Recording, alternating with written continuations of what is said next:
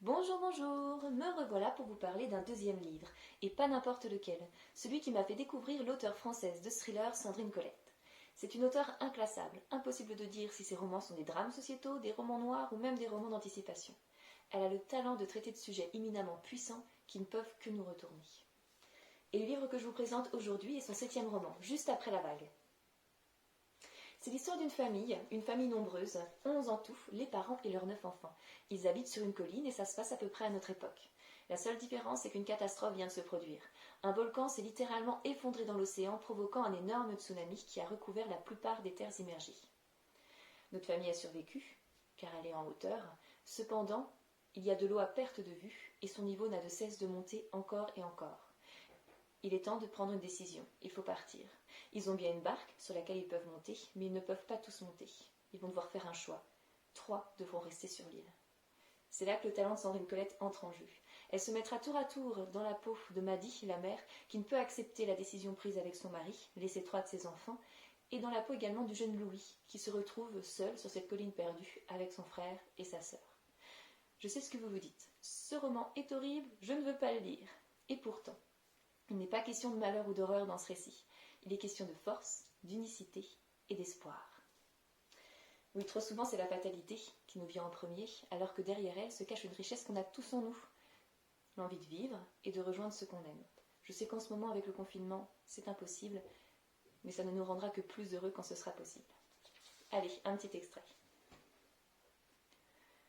Et maintenant, la mère se taisait toujours, et le père, d'un coup, fut incapable de supporter plus longtemps le silence. Il aurait préféré une bonne bagarre, au fond, une engueulade, comme quand il était persuadé d'avoir raison. Mais là, il n'osait même pas lever les yeux sur elle. Et c'est en tournant encore une fois la tête vers la fenêtre aux vitres brisées, vers la nuit qui ne lui montrait rien, qu'il dit dans un murmure. « Il va falloir partir. » Maddy ne répondit pas. Alors il ajouta. « Il faut qu'on quitte l'île, vite, l'eau va tout recouvrir. » Et parce qu'elle ne chuchotait toujours pas la moitié d'un mot, il coula vers elle un regard misérable, en vain, car elle ne lui pardonnerait jamais. Et dans ses yeux, à elle, lorsqu'il les croisa, il vit la réponse. Partir. Oui, mais... Je sais, bredouilla-t-il. Il ne dit pas ça va aller. Cette fois, ce n'était pas possible. C'était un long voyage. Il fallait des provisions. Pas loin de 2 semaines. Non, ce n'était pas cela le souci. Que ce soit long, il s'en arrangerait. Il mangerait peu, se rationnerait, les petits comprendraient. Peut-être si Liam et le père ramaient fort, 12 jours. Mais 12 jours, cela ne réglait toujours pas le problème. Le problème, c'était ce que le père n'arrivait pas à dire et qui lui arrachait la gueule. Il n'avait qu'une seule barque. Et la mère avait tout compris, comme il s'en doutait.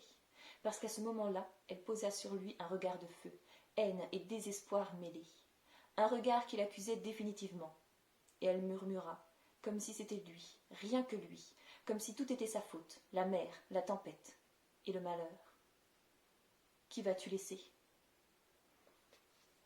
Glaçant. C'est vraiment une histoire très très forte. Si vous avez l'occasion, je vous encourage à la lire.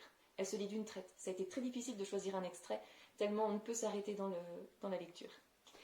Voilà, je vous remercie. Ma vidéo est terminée, j'espère que ça vous a plu. Prenez bien soin de vous et de vos proches, et je vous dis à bientôt.